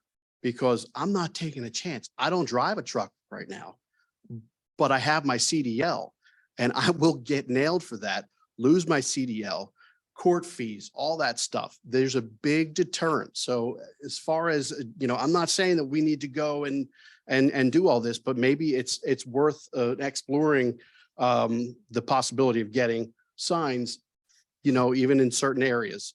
So I don't want you to just dismiss it as, well, that's just going to be this, that, and the other. I think that's a real pain in the neck and we're not going to enforce it. Sure, people disobey the speed limit all day long. Do they when was the last time you got pulled over? Were you doing speed limit all day today? And my point I is, have a monitor in my car. my point is, it's there for a reason. And yes, if I you can do it. disobey that, you can laugh. That's fine. No, But you know, no, again, that's why I'm a little irritated because you dismiss these things. And I know that we're all trying to have fun here. But my point, to reiterate his point, is it's a huge deterrent. And as a driver driving big trucks, you don't do those things when you see those signs. So that's why I think that it's sad, like, It's a totally. like she was saying, you know, kicking the can down the road and kind of dismissing things. As a member of the public, sometimes we feel as if, yes, we're being dismissed. And I believe Mr. Guyer is one of those, and I believe that he's feeling that as well. So I'm just giving you some practical comments from my 40 years in municipal government and the relationship of these. You know, we have lots of stop signs around. I watch people go through them all the time. How effective are stop signs? So it's a question. but of if you roll one in front of a practicality. cop, what does he do? Right. He gets you. Getcha. It's a, Does it make it okay to stop or to not stop at a stop sign? You know, we're talking about laws here. And if you want to bend the rules all the time, then go to a party and have, you know, your waiver and, you know, sing along. You know, go ahead. That's what this is about. If we're going to be fair and actually not dismiss people and consider the people that are living here, then we're going to take it seriously and not joke about these things. well, So, don't Thank you. confuse my jocularity with the way I take the position here and the work that we do. It's serious work, but there's trying to explain the practical side to these. And we talked about all these noise issues, and yet we have had, as I say, hardly any that have come to our attention over the years. If- We need to look forward and consider them, not being dismissive, well, but there's a practical aspect to how much you can enforce, what you can enforce. And that's where we're trying to find some balance. I understand that, but if the tables are turned and the wind is blowing right into your breezeway every morning and there's a tractor trailer puffing smoke because he's getting ready for work, and you're the only person that has this coming right into your front door, right into your kitchen, how's that going to affect everybody else? I didn't hear that. I didn't know that there was now that these. My point is, if you, Look, please understand what I'm trying to say. If you were the one standing there with a different situation, you would want to be heard as well. And we would all stand by you and listen to you and not dismiss you, how silly it might be. Right. You think, or we think it might be. right. But Being dismissed is worse. I'll give you an example. In my neighborhood, where I've been for 40 years, To advertise. I have one very close property owner who has 2 to 3 commercial trucks, pallets and things that they're using on a regular basis. It's not their transportation, their regular transportation. I live with it. I respect it, even though it's an annoyance to me and it's a violation, because they're trying to earn a living. I'm trying to be as respectful as possible and try and maintain neighbor relations. We have neighbors who are maybe 400 feet away, neighbors, who make as much motor noise as you could ever imagine at all hours of the night. I have neighbors that have a garage band. I have neighbors that have a classical quartet that they practice out on their deck routinely during the warm weather. There are, where we decide we're going to live doesn't guarantee that we're not going to have annoyances and disruptions in our lives. And I mentioned that earlier in our suburban environment. That's just the reality of it. You can't regulate and ensure and guarantee everybody is not going to be annoyed or disrupted at different times in our lives. It's just the way it is. I'm sorry, it's not dismissive. I'm looking at it from a practical aspect over 4 decades. Come on up. That would be great for our fundraiser.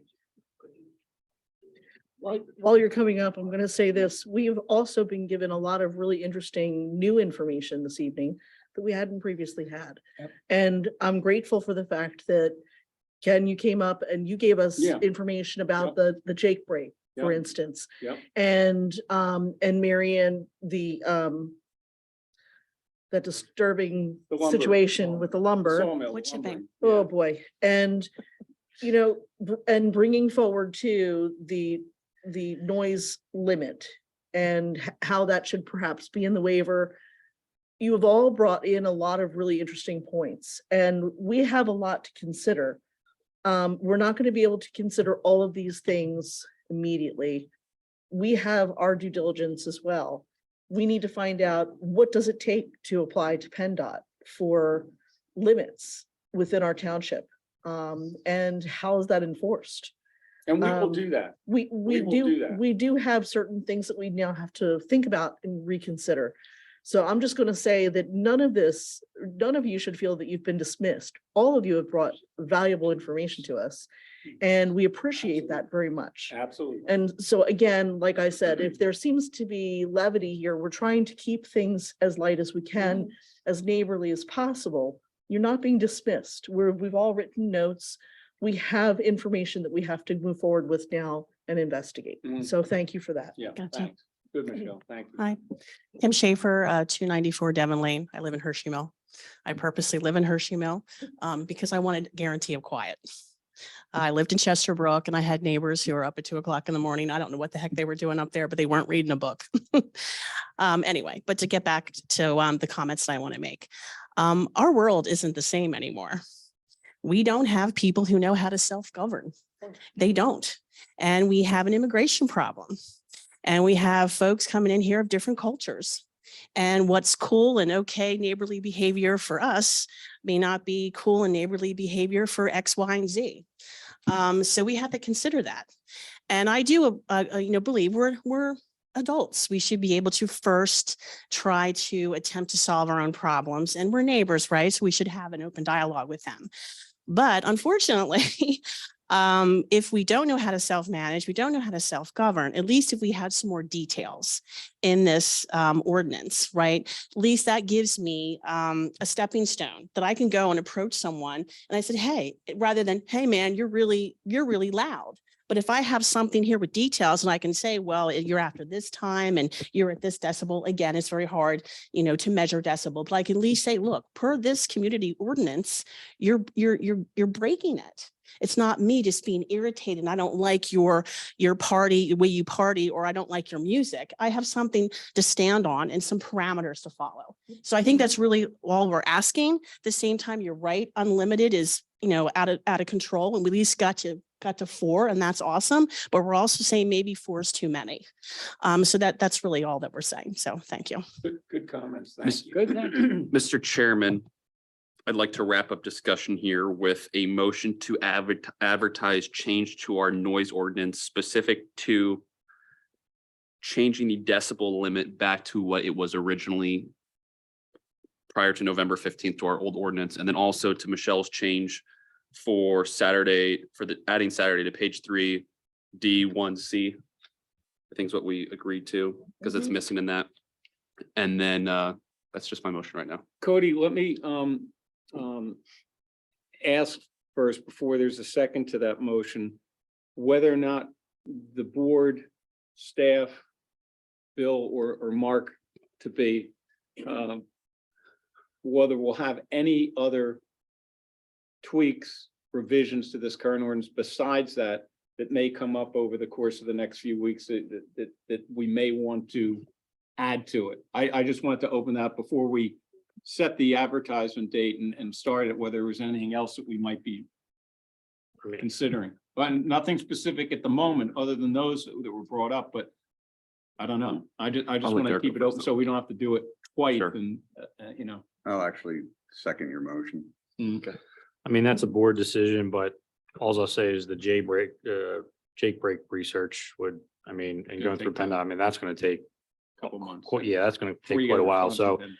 minus that issue, that's up to the board whether they think something should be implemented sooner Okay. rather than later. It didn't seem to me like beyond what Cody just made a motion for, there was a lot of consensus.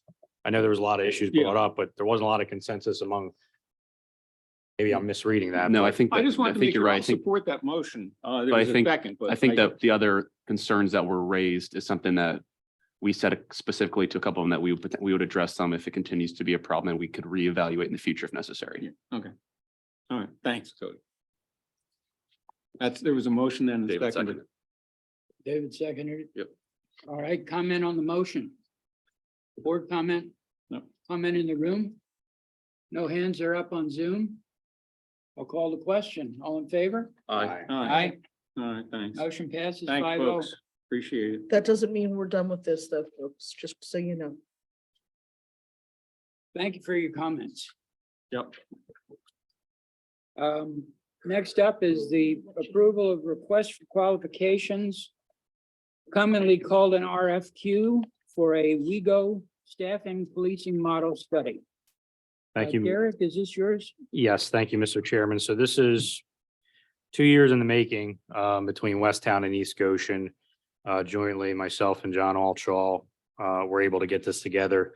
I think and the board can speak for themselves, but I think the gist of what the board wants to accomplish here by a study is really not only a staffing study for Westtown, East Goshen Police Department, but also what type of model suits that department the best. And there's been quite a lot of discussion on that over the last couple of years. So finally, we've been able to go back and forth with Westtown and had this robust discussions with them.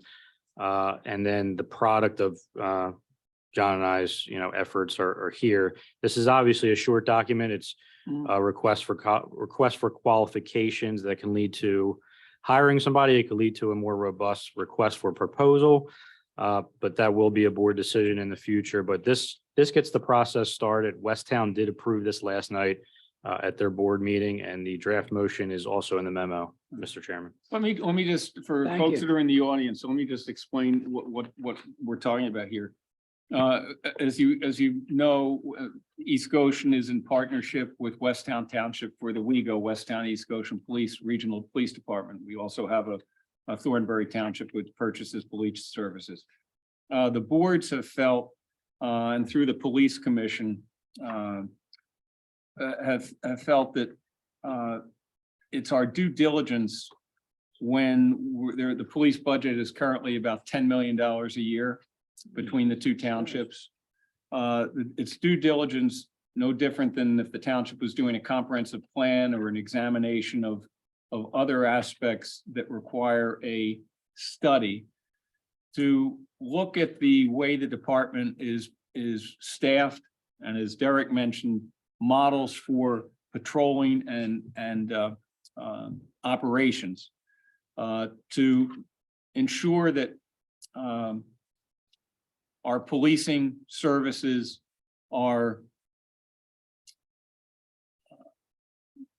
forward-thinking and, if you will, state of the practice and the art these days. Of course, we know there's been so much in the news and so many issues that have important ones to bring up.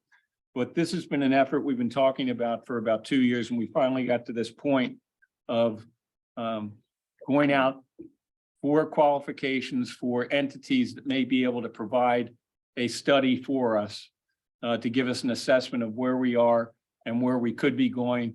We could be in great shape, and they may not have any suggestions if we get to that point where we hire a firm to do the work for us, but that's the background. This really comes down to due diligence. Mr. Chair, I'd like to move that we approve the request for qualifications for a staffing and policing model study evaluation of the Westtown East Goshen Police Department as written and authorized by township managers, seek and distribute to qualified firms and consultants. I'll second that.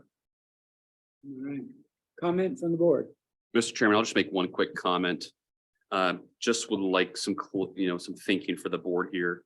If the study shows that we need more officers, I would just, while the intention of the study may be well-oriented, just want to know if the board will support the funding and resources for more officers. If they come back and say we need 6 new officers, if that's something that the board will fulfill. And then if the study comes back and says that we are overstaffed, would just like to know in the future, what would be the board's plan to address the overstaffing, if that means just not filling positions when people retire, what that would look like. So I'll tell you, my viewpoint is that, that would be if the study comes back and says that, the idea here is to look at, right now we have a shift determined model. So we have X number of police per shift every day, weekends, weekdays, so on. The issue is looking at hopefully a workload model where we might have different numbers of officers in different shifts depending on actual workload studies and so on. So my viewpoint is the study is separate from any commitment to do staffing. I mean, we face that every year where the chief comes and asks for additional police officers, and we take that under consideration. But we always look for data. We always look for information, and that's not always readily available when you have a shift model determination as opposed to a workload determination. So this will give us some tools to make those decisions, I think, better. So that number one, the study is separate from any commitment to hire. If we have too many, because we are under a bargaining agreement, reduction in the police force would have to be handled by attrition, and that would be the way it would have to be handled. I think that's just my. Sure. Good, that's good. Yeah, I hear you, but I just feel like while the intention is to study the model of the staffing, let's say whether it's correct now, or if they want to change it, if they come back and say, whatever staffing model you guys are pursuing or what should be implemented, if you need 3 or 4 more officers, that's a financial obligation of 60,000 an officer. It's 240,000 a year plus benefits. It's just a financial decision that will have to be made. I just would like the board to consider that if that's what comes back. Well, this would absolutely give us data points for that consideration. So Yeah, that's what I would agree. If it turns out we need people, I think I won't commit to. Yeah, I don't expect to commit, just Today, something to but consider. I think we'll all, Keep our eyes and ears. we all open. want to know that because it's our job to keep the townships safe. My concern is that we have a staffing model right now that breaks the jurisdiction.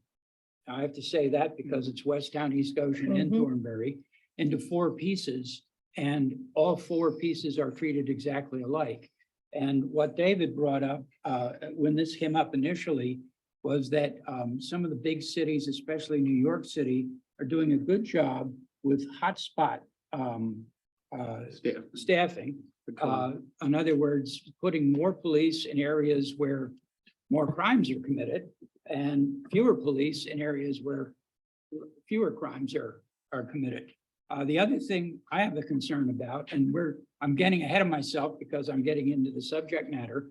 All we're doing here is passing or trying to pass a motion to look for a consultant to help us. But anyway, my other concern is that most of our police officers are working 12 on and 12 off shifts, 4 days a week and then 3 days a week. And in the industrial world, I was always taught that that's a very, very bad model because after 8 or 9 hours, people are just about shot. And on top of that, I believe if I'd done the math right, that usually builds in overtime because they're working 48 hours one week and 36 hours the next week. And that adds up to more than 80 hours. So we have a lot of questions of that nature that are, we don't know if we're doing things right or not. Yeah. And we'd like to look into it. Yeah. I'm not trying to cut the number of police officers or increase them. I'm just trying to find out if there are better ways to do what we have to do. Yeah, I'm with you. So I'm just gonna point out that if it does come back that we need officers, so many officers, we will probably be looking at a tax increase sooner rather than later if we need to do that, because the safety of the residents does come first. So it's a sticky wicket. There are 3 other supervisors who are not sitting on this board who are also part of that decision-making process. We have a joint agreement with Westtown Township with their supervisors. There are 8 partners in that arrangement, and we do have to meet occasionally to discuss various WeGo matters. This will at least give us the information, like David and Mike have said, it'll give us information, but be prepared that if it does show that we need more police staffing, we could be looking at a tax increase before too much longer. Yeah, all of this to be determined. It's all to be determined. Oh, yeah. Qualifications, see if somebody's out there. We can come up with all sorts of what ifs, but Yep. we don't know right now. We And the don't problem know. is that we don't know. And that's why we think it's necessary to do a study like this. Yep. Probably by the time study is in our hands, maybe 18 months from now, maybe. So it's, you know, it's down the road, but Yeah. it's something we're looking forward about. And this is where we are at the moment in the process. I thought it was good to explain to everybody that maybe listening. You got it. Okay. Are there questions or comments from the room here? I don't see any hands up on Zoom. If you have a question, come on up. You have to talk it in the mic. Yeah. Sorry, Ken. So just to, We Yeah, got to just get wait. you on the mic, Ken, because Zoom can't otherwise hear you you. don't show up in Zoom. Got it. Even if I use my outside voice. So for clarification, this is not a commitment or a contract. This is a request for quotations Exactly. so that you get pricing for this. No, study. this is qualifications. Qualification. Out there that are interested, that have Ah. qualifications to do the study, that then we could either have a direct conversation if one firm hits the mark and we go, oh my gosh, they're terrific. Let's just negotiate with them. Got it. Because it's a professional services contract and we're able to negotiate it rather than have to bid it. And then the other element is we get several firms out there, then we go into that request for proposals. And so there's that sequence, it's a dual sequence ultimately that would play out. Then we start to get the pricing. Good. Understood then. Thank you. Thanks. Any others? Okay, I'll call a question. All in favor? Aye. Aye. Against? No. 4-1, it passes. Let me just make the motion for This this is one. gonna be- Oh. Mr. Chairman, I'd like to make a motion for the next memo in regards to ESAC changing their time from 7 to 6:30 due to one of their members making it a little bit easier for them to move it up earlier. So, Mr. Chairman, I move that we allow the Environmental and Sustainability Advisory Committee to change the time of their meetings from 7 to 6:30 on the fourth Monday of every month. I'd like to make a friendly amendment to this. Go ahead.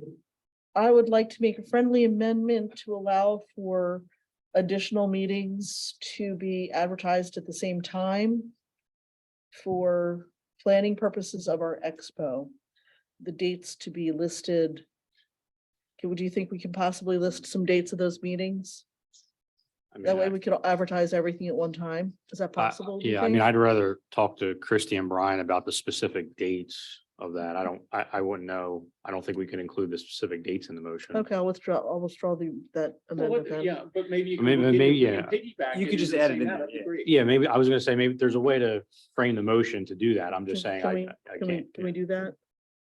How would we How do would we that? do Bill? that, Bill? Maybe you just did. So, yeah, I think you did. In essence, the motion would be to authorize the change in their standing meeting from 7 PM to 6:30 PM. And to also authorize in the same advertisement, the scheduling of certain planning meetings of the board, of the commission. For the, with- Time and for the dates to be right, determined. At a timing to be determined, and Derek can fill in those blanks. and, I okay, see Chris's fingers flying, so I think she got that. and so that's the amendment I'd like to make. But I'd also like to state, that I would appreciate, since this is a request from the ABC, that this advertisement come from their budget. Ooh, I like that. I second that if it needs a second. And if they can't afford it, I'll pay for it. I think they can. You will? Yeah, I would. Thank you. All right. By the way, the reason we're talking about this is because the sunshine law requires that agency business be properly advertised. And whenever there's a change, it has to be publicly notified. And it's interesting, one of the things that local government has been trying to do for years now is remove requirements from publishing in the newspaper of local circulation. and being able to use simply our websites, our municipal websites, which is the go-to, as we know. The Daily Locals, fine paper as it still exists. But once again, we have Senate Bill 231 that would change that to allow municipalities to use their website. This is about in my years, probably the 7th or 8th time it's now been in Harrisburg. But as it says here, the status is before the Senate Local Government Committee. I'd be willing to bet once again, it doesn't get out of committee. Because there are those things that we refer to as lobbies. In this case, it's newspaper guild publishers. They won't have any part of it. And yet advertising costs us $5,000, $6,000, $7,000, $8,000 a year. These are the little battles that we try and keep our eye on, but I just thought I'd bring that up since it's a matter of the sunshine law. And And I wanted ironically, every one of those papers is now only available digitally. Just and since we're making, the reason I offered that amendment is because if we're already going to be sunshining a time change, it just makes sense to add the additional meetings at the same time. It's one advertising cost. Okay, questions from the room? Questions on Zoom? Seeing none, I'll call the question. All in favor? Aye. Aye. Passes 5-0.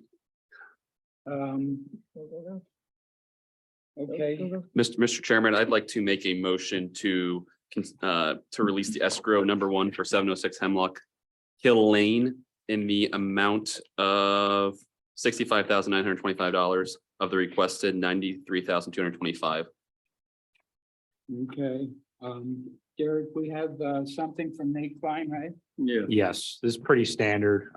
They've completed enough work to get the escrow number 1. The rest is being withheld probably for the spring until we see vegetation and ENS controls can be removed accordingly. And we'll see how that holds up. And I'll probably be here in the next couple of months for a escrow release number 2. I second that motion in case it was not seconded. Sorry. Questions about the motion? Hearing none, I'll call the question. All in favor? Aye. Aye. Motion passes 5-0. Standing issues projects, Derek? Sorry. Me. Yeah, I'm with you. I'm with you. Okay. Sorry, Mr. Chairman. I interfered with him for a minute on this. So Milltown Dam project, we did get a little bit of bad news in the last couple of weeks where we found out National Park Service is definitely not going to renew our grant, also known as the LCWF grant of $500,000. So Dave, myself, Jason, and Ashley in our office had a sort of emergency powwow with DCNR at the state level, Department of Conservation and Natural Resources, trying to come up with other alternative pieces of funding to cover that $500,000. We had a good conversation with that group. I will be before you with a resolution next meeting. The outcome was that we're kind of doing a fund swap, so to speak. So we're going to be using Keystone funds. So it's not attached to federal dollars, which is better for a whole plethora of reasons. And it is essentially the same stipulations. We have to adhere by the same plan that we have going.